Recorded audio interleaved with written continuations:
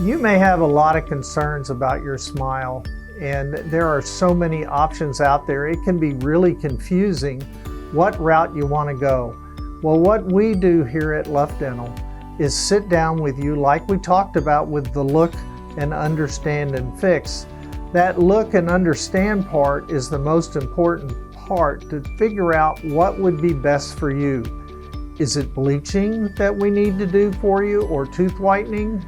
Do we do porcelain veneers? Do we do crowns? Do we do reshaping of the enamel you currently have? Every patient is different, and we want to make sure that we provide you the best that we can to give you the result that you want and need.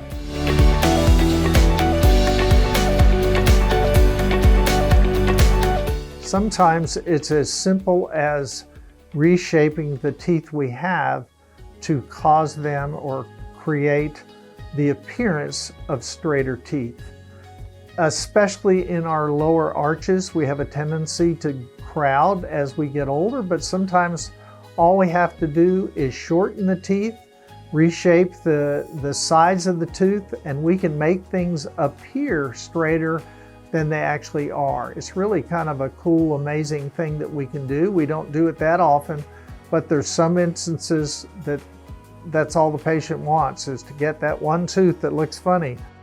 Then maybe they're more confident at some point to step into clear aligners in the future or even do bleaching. There's a technique talking about walking bleach, and that's usually when we have one tooth that has gotten dark. A lot of times it will get dark because of a root canal. Anterior teeth that you have root canals done on can be a little bit darker. And so sometimes we'll actually go into the back of the tooth that has had this root canal done, take out a little bit of the top part of the root canal procedure, seal it off with cement, and put a cotton pellet with bleached gel, and then close it off and send them on their way. And for 2 or 3 applications of this at a week at a time, a lot of times we can bring that tooth to life and get it brighter and whiter than it was.